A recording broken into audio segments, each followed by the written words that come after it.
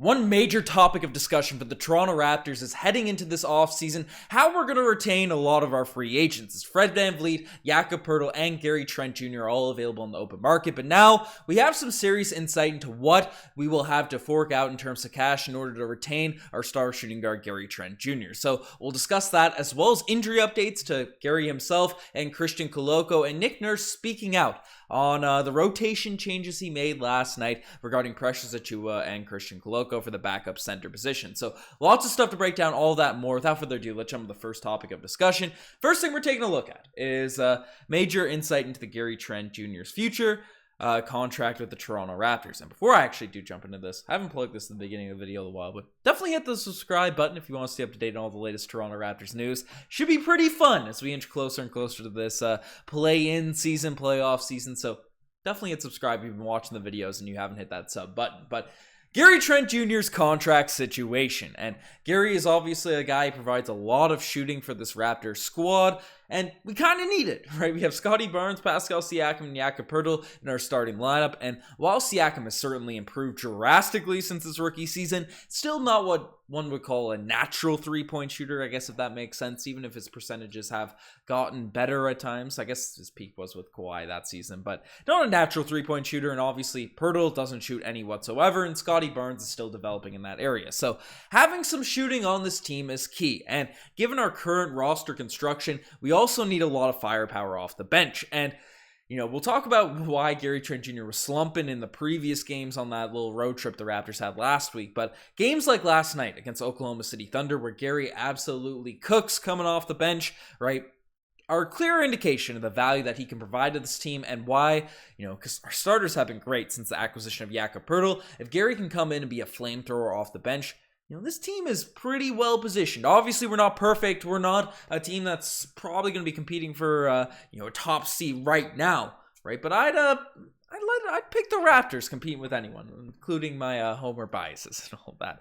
But I digress on that point. Gary Trent Jr. is a valuable guy for this team, and a player that I think a lot of Toronto Raptors want to see stay, right? People want to see the star boy back in Toronto next offseason, following next offseason, even though he is an unrestricted free agent if he turns down his player option, which a lot of people expect he will. And now we have some insight in terms of what the market is shaping up to be for this offseason with Gary Trent Jr. because the cap seems to be rising in future seasons, but signing went down yesterday for a guy that's similar caliber to Gary Trent Jr., and that's Bogdan Bogdanovic on the Atlanta Hawks, as he just signed a 4-year, $68 million contract extension with the Atlanta Hawks. So Eric Kareem came out and gave a little summary saying that's weird, and might tell you a little bit about Gary Trent Jr.'s market, although Bogdan Bogdanovic is a much better playmaker, but is also 7 years older, 6.5 years older. Vaguely similar shooters and a toe line between reserve and starters. Toe the line between starter and bench. So,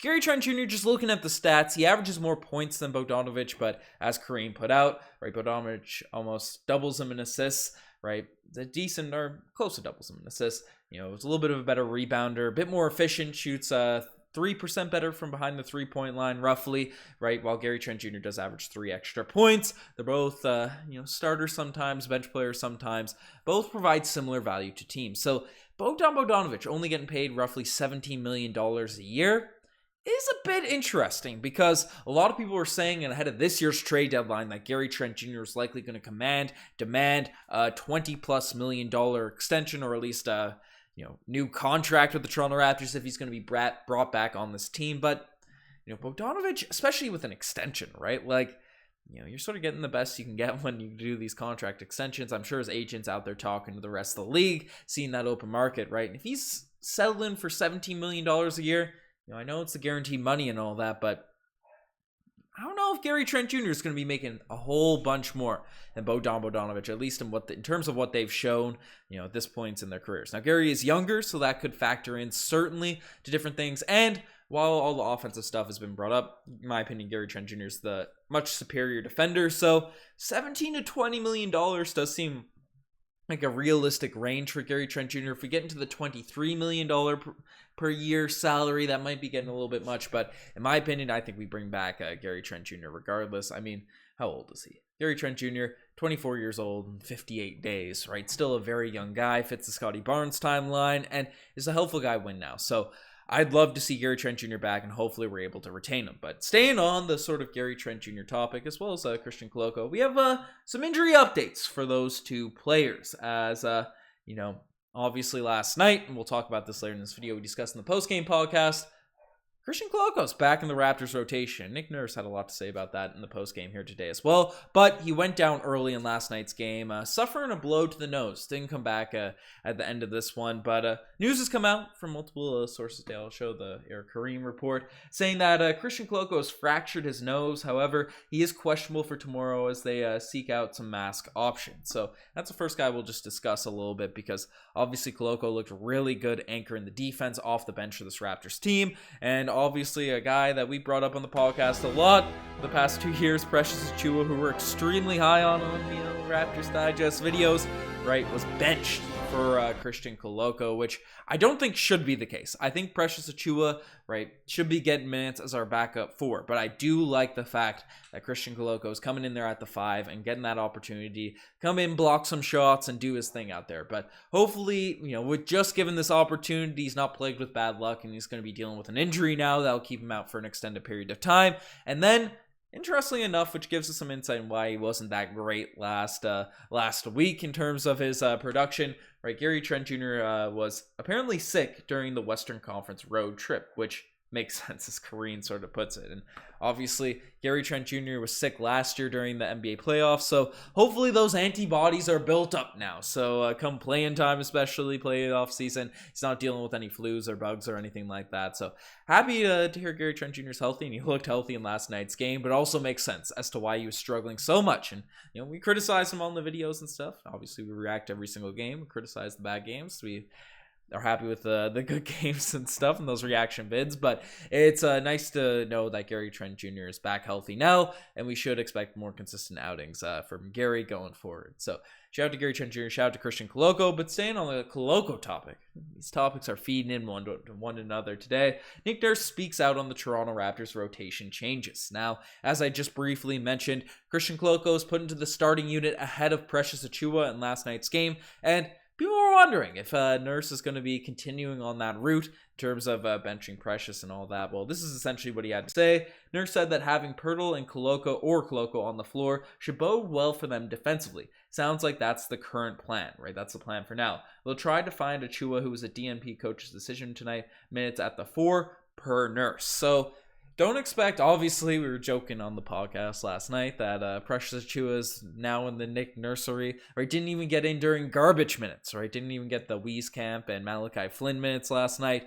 But it doesn't seem like Nurse's plan is to keep him out long term and, completely just write him off in terms of being a rotation player for this team. They want him to get some opportunities, get some run at the 4, which I think makes sense. But then that comes into question what's going to happen with Chris Boucher, who is currently our backup 4 and has been playing pretty well as of late, or is a solid bench option. It's been one of our most consistent players off the bench this entire season. So Precious Achiuwa coming in, playing that role.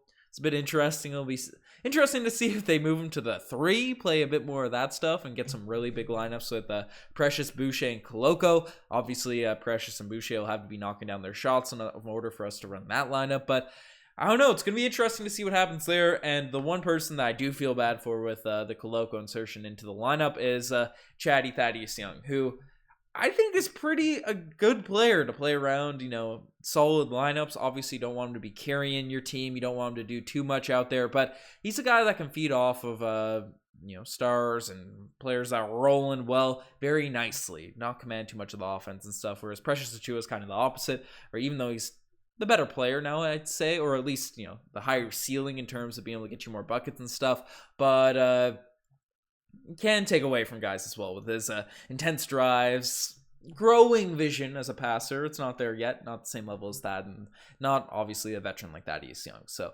come playoff time, it's going to be interesting to see who Nick Nurse trusts. And Christian Koloko looked like he definitely improved with his long stint down there in the G League, at least after one game. So we'll see what happens on that front in terms of rotations. But the final thing we're taking a look at is OG Anunoby Defensive Player of the Year. Well, Nick Nurse thinks so. And I didn't get to react to this yesterday. I was going to make a whole video on it, but I couldn't get even like 4 minutes of topics out of it. But essentially, Nick Nurse came out the other day and basically propped up our guy OG Anunoby, his case for all NBA defense. I'm not sure who is as versatile, period, and who is as effective even on the winning teams. He's certainly all defensive team player in my mind for sure, and if not, the defensive player of the year award winner. So that's what Nick Nurse is saying about his guy OG Anunoby, and you'll love to see that because I don't know. I've been shocked about the lack of all defensive talk, the lack of DPOY talk for OG Anunoby in recent seasons. Obviously, he's dealt with some injuries and stuff, so might keep him out of the award races, but OG's a guy that's played a lot of games this year, even though the Toronto Raptors haven't been winning a bunch of games compared to their previous iterations of this team, but I still think OG Anunoby's deserving on that list. But let me know what you guys think about all of this Toronto Raptors news. You guys are the best to make this far. Subscribe to the channel if you haven't already. Anyways, I'm signing out. Cheers.